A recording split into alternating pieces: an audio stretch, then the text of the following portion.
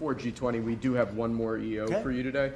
And I should also say that the Department of War EO that you signed was actually your 200th EO since you came back into office on January 20th.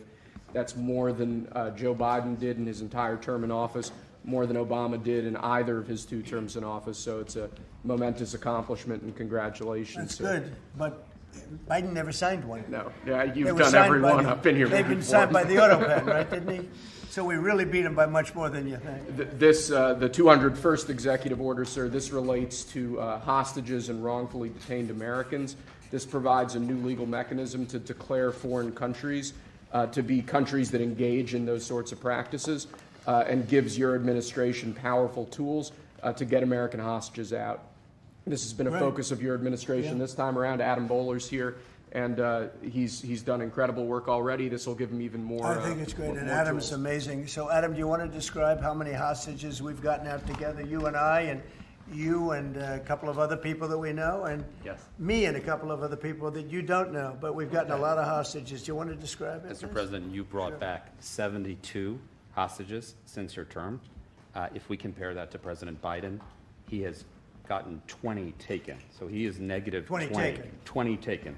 They don't take our people so often. So, Mr. President, That's great. when we spoke, you said that that was a primary focus, and I'll tell you the job is easy because of you. And we paid nothing, too. We pay nothing. We They don't pay exchange. $6 billion. They always paid $6 billion for 5 people. $6 billion. It was just a number I kept hearing.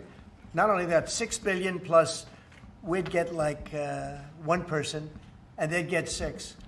They got one, the Prince of Doom, they call him. He was the #1 arms merchant anywhere in the world ever.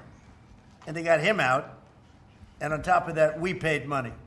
So, no, we don't do that. You know, once you pay money, then a lot of people start disappearing. They start grabbing reporters, too.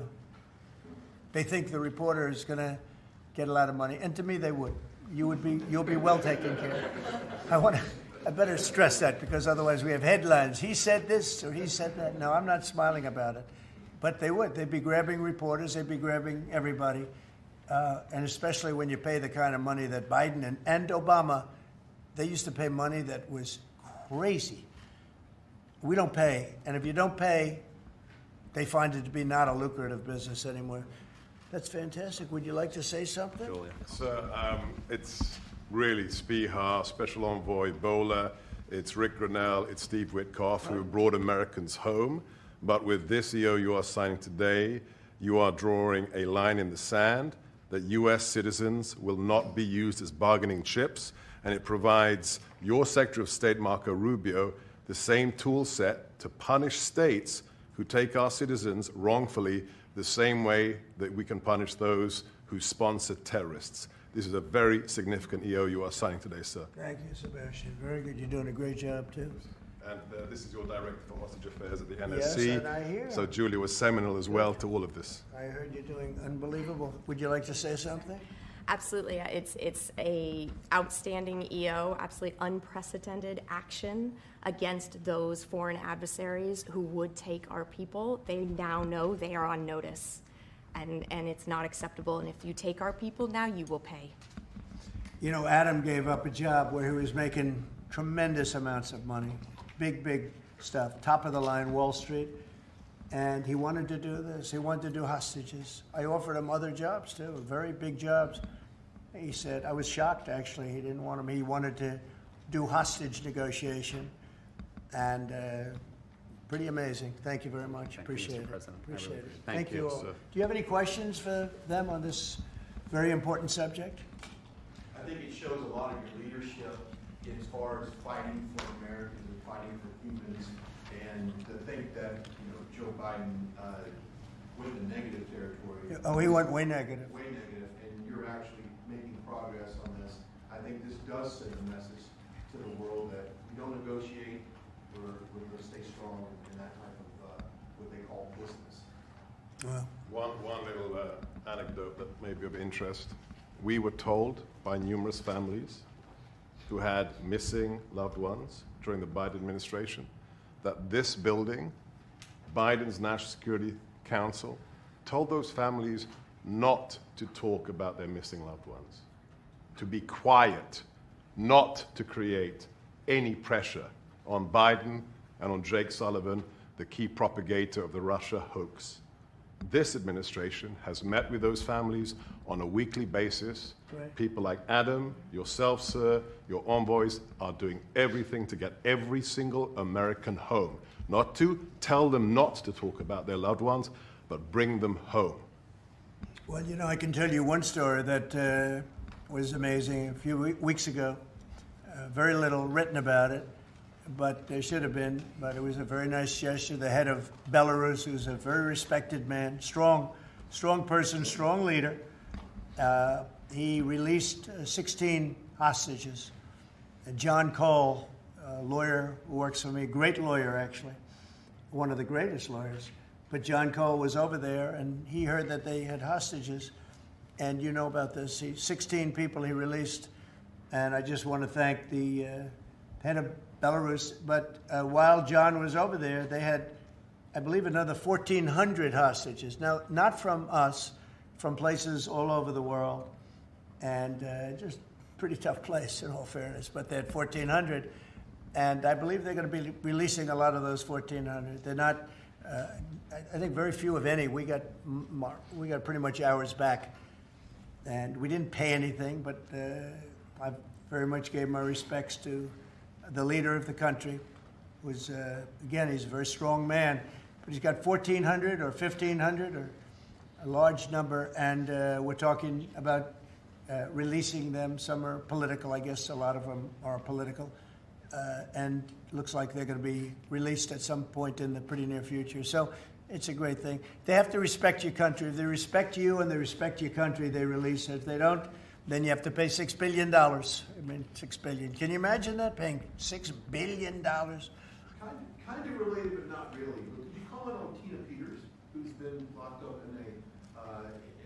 behind bars from Colorado within the election? I think you put out a truth a couple days ago about it. We have a wonderful woman who was an election official, and she saw cheating in Colorado, and she viewed it as horrible. And she said, "What's going on here?" And she went to the machine, and she tried to open to find out whether or not it was cheating. And they went to her, and they said, "Did you touch this machine?" "Yes." And they arrested her. They arrested her instead of the people that did the cheating. It's a state charge, so it's hard to do anything with. But we're gonna do something. What they did in Colorado. Look, Colorado just went to all mail-in voting. That means they cheat. That's why they lost. That's one of the reasons, but that's a big reason why they just lost the whole Space Command situation that is going to Alabama. But when you have mail-in voting, you have nothing but cheating. But this woman is a real patriot, and they put her in jail for a long time. She's 72 years old, 73 years old, and she wanted to find out. She didn't do anything. She touched the machine. She looked at the machine. She's trying to find out what was going on, and they went and arrested her for doing that, and it was supposed to be the other way around. I'm glad you brought that up. They should let her go, let her out. Thank you. Yeah, please. This isn't really a subject that gets talked a lot about, Mr. President, but what about your team's strategy has made them so effective at getting a record amount of these hostages? Many of whom have been forgotten about home. I think they respect us. I think they respect us. They know we're not going to pay. Adam is a great negotiator. Steve Witkoff is a great negotiator. Seb is a great negotiator. They're all smart people. They're a little bit natural negotiators. Some people aren't good negotiators. Nothing you can do about it. And they're afraid of you, sir. Yeah, well, maybe. I don't know. I hope so, or whatever. We have the best I'd like to say respect, but whatever it takes. Yeah. I actually say whatever it takes. But we've gotten a lot of people out, and we'll continue.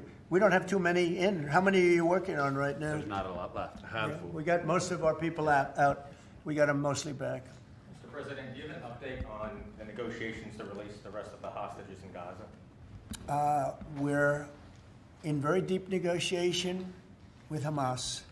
We said, let them all out right now, let them all out, and much better things will happen for them.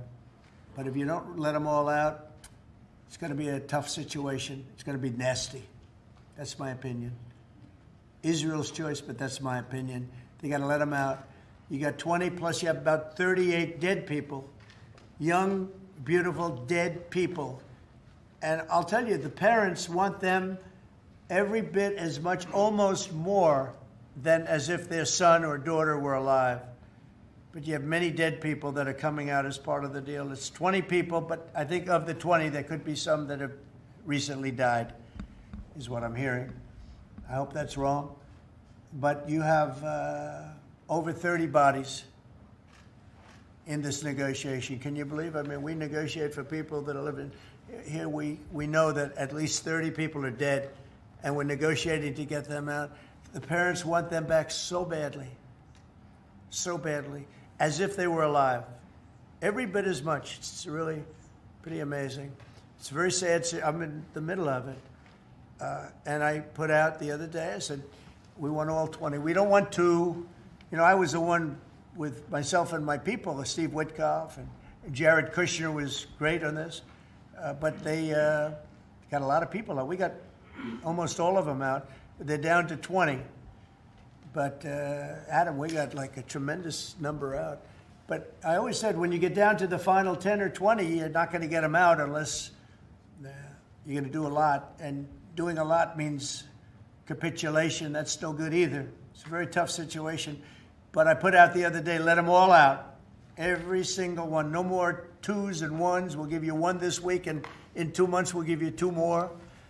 And there's negotiation going on right now. Okay. And real quick, what is the biggest challenge negotiating with Hamas right now? 10 to 20, what do they want to let them free? Well, they're asking for some things that are fine. Look, you have to understand, you have to remember October 7th. You know, people forget October 7th. It's not an easy thing to forget, right? But people forget, or they maybe purposely forget October 7th. So, you know, you have to put that into the equation very strongly. It's amazing. Some people even deny it. They deny it. They're crazy. But I've seen tape that's as violent as anything that you can imagine. Many of you have seen those same tapes. So you have to put that into the equation too. So it's not an easy situation. It's a tough one. But there are 20 people, maybe a little less, but there are 20 people that we want out. We want the bodies of these parents. They are, I've never seen anything like it. The level of love that they have, they want their children back. And, you know, I see demonstrations, big demonstrations in Israel about the hostages, not about the war, about the hostages, which puts Israel in a tough position because, you know, it's tough to prosecute a war when you have people they want the 20 people back. They just want them back very badly and everything that goes with it. So it's very sad. Thank you very much. We're going to talk now.